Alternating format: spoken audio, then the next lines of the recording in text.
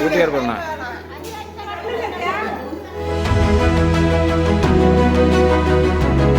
பார்வையற்ற சத்யாவின் வாழ்க்கையில் மதிமொழியின் மனிதநேய முடிவு புதிய பாதையை உருவாக்கியது. உண்மையான அன்பும் கருணையும் நிரம்பிய இவர்களின் இணைவு அனைவரின் மனதையும் உருக்கியுள்ளது. இவர்களின் கதையை பார்க்கலாம். அரியலூர் மாவட்டம் தாப்பழூர் அருகே உள்ளது சீனிவாசபுரம் எனும் கிராமம். இந்த கிராமத்தைச் சேர்ந்த வீராசாமி என்பவர் கட்டிட கூலி தொழிலாளியாக இருந்து வருகிறார். இவர் மாற்றுத்திறனாளி பெண்ணான ராணி என்பவரை திருமணம் செய்து குடும்பத்துடன் வசித்து வந்தார். இவர்களுக்கு திருமணமாகி 10 ஆண்டுகளுக்கு மேல் குழந்தை பாக்கியம் இல்லாமல் வேதனைப்பட்டு வந்தனர். இந்நிலையில் வீராசாமி தம்பதியருக்கு பெண் குழந்தை பிறந்தது. மகிழ்ச்சியில் இருந்த வீராசாமி தம்பதியின் சந்தோஷம் 6 மாதமே நீடித்தது.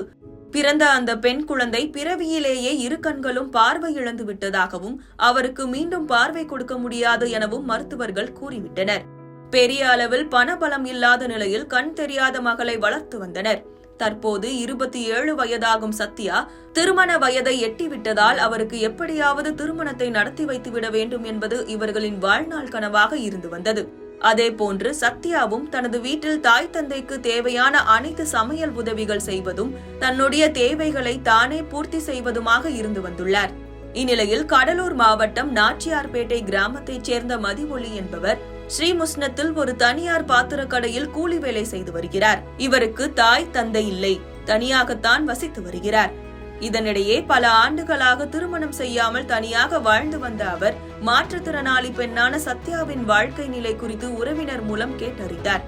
பின்னர் தனது கடையின் உரிமையாளர் முத்துராமலிங்கம் என்பவரிடம் கேட்டு தான் ஒரு மாற்றுத்திறனாளி பெண்ணை திருமணம் செய்து கொள்ளப் போவதாக கூறியுள்ளார். முதலில் இதை கேட்டு அதிர்ச்சி அடைந்த முத்துராமலிங்கம் பின்னர் மதிவொளியின் இம்முடிவை எண்ணி வியந்தார். இதையடுத்து முத்துராமலிங்கம் மதிவொளியை அழைத்துக் கொண்டு சத்யாவின் வீட்டிற்கு சென்று திருமணத்தை பேசி முடித்தார். அதன்படி தாப்பழூர் திரௌபதி அம்மன் கோவிலில் எளிமையாக திருமணம் நடைபெற்றது. உறவினர்கள் மற்றும் நண்பர்கள் வந்திருந்து மணமக்களை வாழ்த்தினர். அப்போது திருமணத்திற்கு வந்திருந்த அனைவரும் ஆனந்த கண்ணீர் வடித்தனர். சத்யாவிற்கு வாழ்க்கை கொடுத்த மதிவொளி பேரில் மட்டும் ஒளி கொடுக்கவில்லை, வாழ்க்கைக்கும் ஒளி கொடுத்துள்ளார் என்று அவரது மனப்பான்மையை எண்ணி வியந்து அனைவரும் பாராட்டினர். அன்பும் உணர்வும் நிரம்பிய இந்த திருமணம் மனித தன்மையின் அழகிய உதாரணமாக மாறியது.